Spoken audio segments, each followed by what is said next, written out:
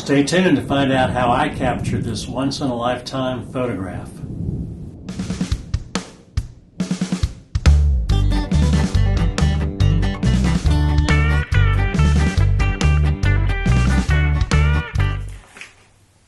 Greetings! Being an amateur photographer, I was thrilled to capture this lightning strike one evening in the mountains of North Carolina on the Blue Ridge Parkway.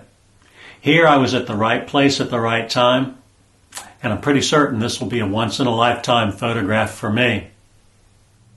In this video, I will cover everything about how I managed to capture this image, how I edited it, and I'll provide some recommendations for you when you happen to be at the right place at the right time. So let's get started.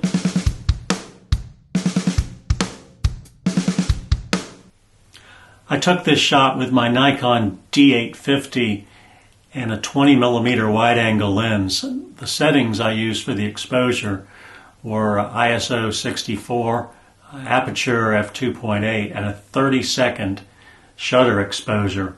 And I'll go over why I chose to use those settings in a few moments. I went to the Blue Ridge Parkway in the mountains of North Carolina one summer afternoon, hoping to hike and then capture the evening sunset over the Blue Ridge. Unfortunately, thunderstorms came rolling in late that afternoon, and I never got to see the sunset. The storms were probably a good 50 to 100 miles away because I could see in all directions, and I could see a vast array of a lightning show.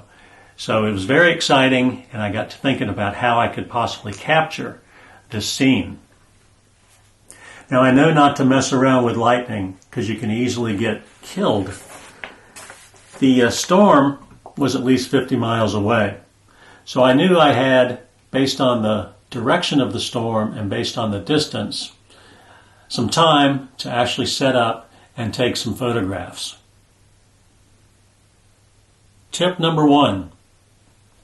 Learn your prevailing weather patterns. Our weather in North Carolina usually comes from west to east, typically in line with the Appalachian Mountains. You can see here a radar image that shows this weather pattern for North Carolina. Now, I've taken some lightning photos before, but mainly without a whole lot of luck. But I've taken enough to know the issues with lightning photography. One is you simply just cannot wait for the lightning to flash and then try to click your shutter. The lightning is just way too fast. It's like playing whack-a-mole with lightning. Boom, boom, boom. And getting the proper exposure takes a lot of work.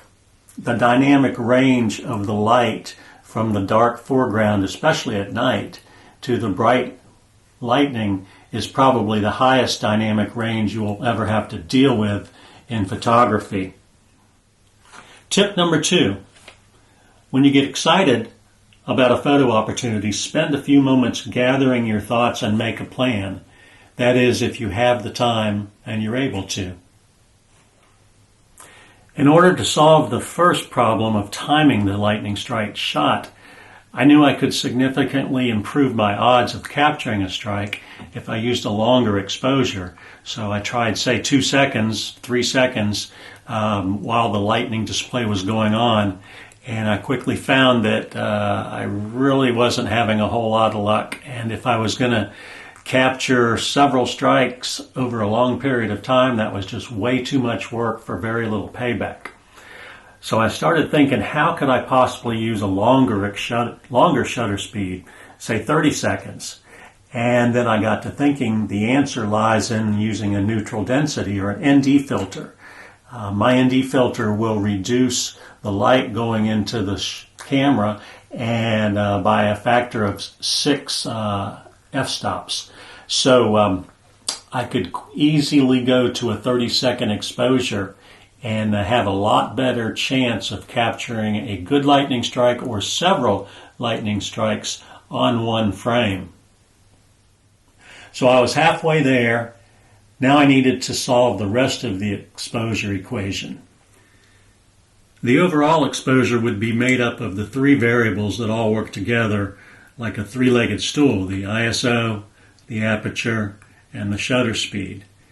And I knew I wanted something like a 30-second exposure. I also knew I wanted something like ISO 64 in order to provide the widest dynamic range of light and the most clarity. So those two were pretty much given, so all I had to do was work out what aperture to use with ISO 64 and 30 seconds. So after many, many test shots, I found out that aperture of f2.8 was going to work very well, provide enough light for the foreground so that I could edit it and bring that out in Lightroom. And even though I was exposing for 30 seconds, the lightning strikes, which were so fast, they even though they clipped the highs, that's not really significant, as it turns out, because they are so fast and so thin, so clear in the sky. Tip number 3, learn how to use the tools you have at your disposal ahead of time. When you get a new piece of equipment, in my case, a shutter timer and an ND filter, learn how to leverage them. Make notes if necessary so you won't have to relearn from scratch when you're under pressure. Now I had a plan. I could take 30-second exposures automatically, say 20 or 30 in a row, for a total of 15 minutes, and then I would have enough to sample the lightning strike. I could look at the photos, see if the exposures were working out, and then do it again for another 15 minutes. But in order to do that and maximize my chances of capturing a good lightning strike, I needed to use my Velo shutter timer attachment. So now I had a plan. I could shoot 20 or 30 shots in a row automatically, each at 30 seconds exposure, and then I could have maybe 15 minutes of photography done automatically, then go back and look at those pictures, see if I was having any luck, see if they were exposed correctly, and then try it again for a while. So that's what I did. After shooting for about 45 minutes, I had witnessed some great lightning strikes with my eyes, so I was excited to learn to see if I had any good shots captured on my camera. You know, I'm a firm believer that it takes 100 shots to get one good one. And fortunately enough, not only did I have one good one, but I had several good ones. So I was really excited. I think I had 2 exceptional ones and this one that I considered to be a once-in-a-lifetime photograph. Now we'll take a look and see what kind of edits I made in Lightroom to bring out the things that I thought were important. The first place we're going to start out with this raw image is to crop it in a way that I think would be best for this image, and that would be a portrait style crop because the lightning is tall and thin. So I'm thinking something about this and put the lightning in the right third of the vertical there. So that's the basic crop. Now there's going to be 3 areas that I'll edit this. One is the overall photo, one is the foreground, and one would be the sky, and we can do that easily with the new masking in Lightroom. The next thing that I'll point out is the clipping, and I'll turn that on permanently. I'm not too worried about the clipping in the lightning because that's probably not going to go away, or it's not distractive. In fact, it's very helpful. So what I'm going to do is start by looking at the color balance, because I'm not sure the camera captured the color balance very accurately. So at least I'm going to give it a budge here to get more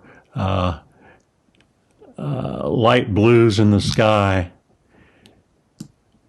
And we'll go with something like that. Now I'm going to crank up the exposure until we get the sky much brighter. And we'll go about like that. Maybe a little bit more. I accidentally hit contrast, but I do like putting some contrast in there. right about like that. We've still got only the lightning clipping, so we've got room to bring up the rest of the photo. And the shadows I will deal with later when I do just the foreground. Let's see if I bring up the whites a little bit, and then I will give it some texture and I will give it some dehazing, and I'll give it a little bit of vibrance, just a tad. So far, so good. Now, really, the only other thing here is to do the detail. So let's just zoom in on the lightning, get rid of the clipping indicator, and do some real quick sharpening with the amount, the radius, the detail, and then finally the masking, about like that. And I don't know if you'll be able to see, that's with the detail on, and that's with the detail off, and that's with it back on. All right, so we're good with the overall settings, I think. Now we'll look at the masking. I want to add a new mask by capturing the foreground only. And the way I can do that is I can select the sky and then invert that. So if I invert that, then now basically the foreground is being edited.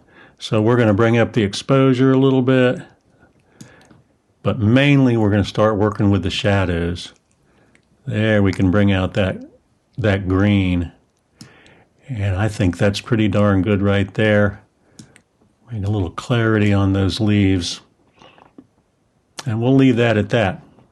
Let's name this foreground. And then the next thing we'll do is we'll work on the sky. And we can do that by selecting the sky again.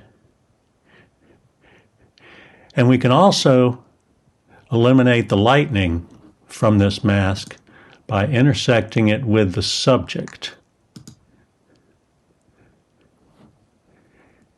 Now that's not exactly what we wanted, probably because these clouds were quite bright.